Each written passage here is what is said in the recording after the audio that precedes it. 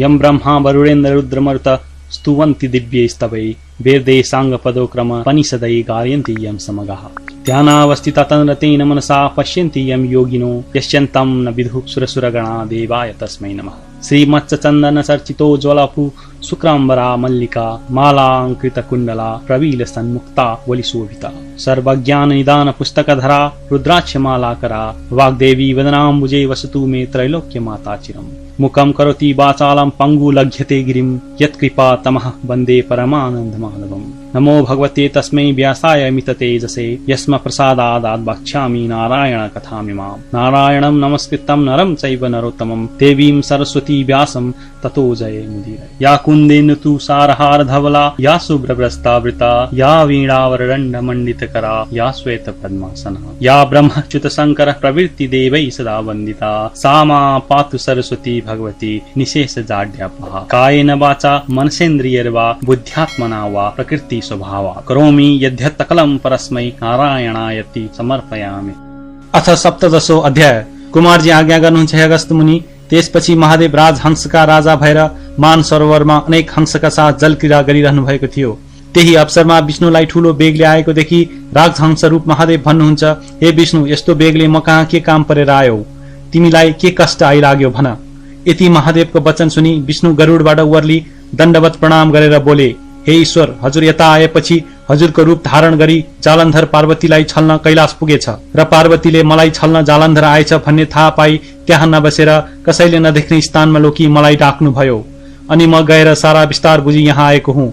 अब म गएर त्यसकी स्त्री वृन्दाको प्रतिव्रता धर्म नाश गरेर आउँछु। यति विष्णुको वचन सुनि महादेव राजहंसको रूप छाडी आफ्नो रूप धारण गरी क्रोधले राता राता आँखा पारी आज्ञा गर्नुभयो, हे विष्णु, त्यसो हो भने म अब कैलाश जान्छु। तिमी वृन्दा कहाँ गएर त्यसको प्रतिव्रता धर्म नाश पारेर आऊ। त्यस पापिष्ट जालन्धरलाई म नमारी छाड्ने छैन भन्दै पाखुरा निमोठी क्रोधयुक्त भएर विष्णुलाई पठाए आफू कैलाश पर्वतमा पार्वती लुकिरहेको अवस्थामा पुग्नुभयो। अनि महादेव आउनु भएको देखेर पाउ धोई दण्डवत गरेर हे स्वामी भनी जालन्धर आएको सारा वृत्तान्त पार्वतीले वर्णन गरिन्। अनि महादेव आज्ञा गर्नुहुन्छ, हे प्रिय, म त्यो पापिष्ट जालन्धरलाई नमारी छाड्दिन। विष्णु वृन्दाको सत्य डगाउन गएका छन्। उनी आउन साथ युद्ध गरेर त्यसलाई मार्नेछु भनी गौरी शंकर दुवैजना कुरा गरिरहे। उता विष्णु जालन्धरको रूप लिएर अन्तपुर पुगे। जालन्धर रूप विष्णु आएको देखि वृन्दाले स्वामी आए भनी पाउ धोई भित्र लगेर बसालिन्। अनि सोधिन्, हे स्वामी, पार्वतीलाई छल्न जानुभएको के गरेर आउनुभयो? पार्वती म भन्दा कतिकी सुन्दरी रहेछन् भन्नुहोस्। त्यति सुनि जालन्धर विष्णु भन्दछन्, हे वृन्दा, पार्वतीलाई छल्न नसकिने रहेछ, किनकि म पार्वतीको घरभित्र जान खोज्दा ढोकामा बसेर द्वारपाललाई डराएर फर्केँ।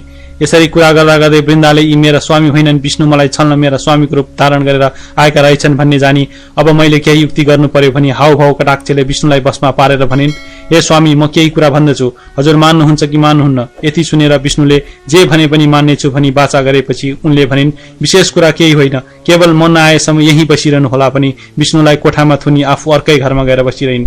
अहिले आउलिन् भरे आउलिन् भन्दै प्रतीक्षामा 4 दिन बिते पनि वृन्दा फर्किनन्। अनि विष्णु चिन्ता गर्न लागे, अब म यसै गरी बसिरहँ भने कति दिन बस्ने? जाउँ भने बाचा हारिएको छ। उता महादेव के भन्नुहोला भन्ने चिन्ता अलग्गै छ। कसरी यहाँबाट उम्कने इत्यादि तर्क गरे पनि केही गर्न समर्थ थिएनन्। उता महादेवले विष्णु गएको यतिका दिन भइसक्यो, तै पनि किन फर्केनन् भनी ध्यान दृष्टिले विचार गरी पार्वतीसित भन्नुभयो, हे गिरिजे, वृन्दालाई छल्न गएका विष्णुलाई उसैले छली कोठामा थुनिराखेकी छ। यति भनी मायाद्वारा एउटा अत्यन्त सुन्दर 16 वर्षको भिक्षुक उत्पन्न गरी उनलाई भन्नुभयो, हे भिक्षुक, तिमी अन्तपुरको जालन्धरका घर गएर भिक्षान देई भनी वृन्दाले थुनिरहेका विष्णुलाई मागेर ल्याऊ। यति शिवजीको आज्ञा सुनि हुन्छ भनी सरासर जालन्धरका घर पुगी भिक्षानदेही भने।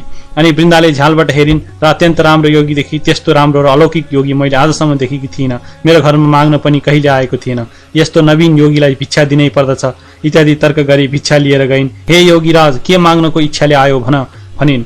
अनि योगीले भने, केही माग्न इच्छाले आएको हुँ, दिने भए माग्दछु, नदिने भए व्यर्थ के माग्नु। यति सुनि वृन्दाले भनिन्, मैले दिन हुने वस्तु जे मागे पनि दिनेछु भनी बाचा प्रतिज्ञा गरेपछि योगीले भने, अरू केही चाहिन्न, केवल तिमीले कोठामा थुनिराखेकालाई माग्दछु, त्यही एउटा देऊ। योगीको वचन सुनि वृन्दाले मनमा नै विचार गर्न लागिन्, अब के गरौँ?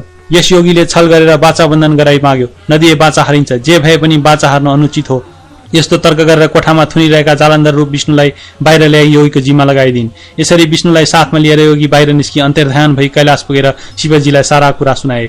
यता विष्णु बाहिर आएपछि मनमा तर्कना गर्न लागे, म वृन्दाको म वृन्दाको सत्य डगाउन आएको, उसैले छदी यतिका दिनसम्म थुने राखी, महादेव के भन्नु होला इत्यादि चिन्तन गर्दै गरुडमा चढेर कैलाश पुग्दा भए।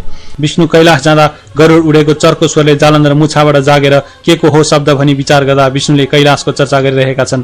अत पार्वती छल्न कठिन मात्र होइन कि असम्भव रहेछ। अब यहाँ नबस, घरै जाउँ भने जालन्धर आफ्नो घर गयो। उता विष्णु महादेवको सामुन्ने गएर प्रणाम गरी एकतिर उभिरहे। विष्णुतिर हेरेर महादेवले आज्ञा भयो, हे विष्णु, तिमी वृन्दाको सत्य डगाउन गएका यतिका दिनसम्म कहाँ के गरिरह्यौ? आफ्नो काम अर्थात् उसको सत्य डगाउन सक्यौ कि सकेनौ? महादेवको यस्तो वचन सुनि विष्णु बिन्ती गर्दछन्, हे शम्भो, हजुरको आज्ञाले म गएँ, तर वृन्दाले छली म फर्केर नआएसम्म कोठामै बसिराख्नु भनी प्रतिज्ञा गराई मलाई थुनेर आफू बाहिर निस्की। ऊ आउली भनेर बस्दा कैयौं दिन बित्यो। बाचा हारेको र प्रतिज्ञा गरेको हुनाले त्यहाँबाट निस्किन नसकेर बसिरहेको थिएँ। पछि एउटा योगीको साथ लगाई छाडिदिए र हजुरको दर्शन गर्न हाजिर भएँ। विष्णुको यस्तो वचन सुनि महादेवले ब्रह्मा, इन्द्र आदि 33 कोटी देवता, यक्ष, गन्धर्व, किन्नर, नन्दी, भृङ्गी, 64 योगिनी, भूत, प्रेत, पिशाच, राक्षस सबैजना गरी आज्ञा भयो, हे देवता हो, तिमीहरू गएर पापिष्ट जालन्धरलाई मारेर आओ। यति शिवजीको वचन सुनि देवताहरू हवस भनी तयार भए। अनि शिवजीले नारद मुनिलाई डाकी, हे मुनि, तिमी गएर जालन्धरलाई तिमीसित लडाईँ गर्न समस्त देवताहरू आउन लागेका छन्, तिमी संग्रामको तयारी गर भनिदेऊ। शिवको आज्ञा अनुसार नारदजी तत्काल जालन्धरका घर जाँदा भए। हे मुनि, उता जब कैलाशबाट जालन्धर आफ्नो घर गयो तब वृन्दाले स्वामी आएको देखेर पाउ धोई भित्र लगेर बसेर सोधिन्, हे स्वामी, पार्वतीलाई छल्न जानु भएको के भयो? अनि जालन्धर भन्दछन्, हे प्रिय, त्यस विषयमा विस्तारले भन्दछु सुन। म महादेवको भेष धारण गरी कैलाश पुग्दा पार्वतीले देखिन् र सुवर्णको कमण्डलुले मेरो खुट्टा धुन आइन्। त्यसै बेला मैले देखेँ ती भन्दा सुन्दर स्त्री तिनै लोकमा हुनु असम्भव छ। अत तिनको अनिन्द रूप देख्न साथ मेरो होस हराई मूर्छा परेर भूमिमा ढलेको थिएँ।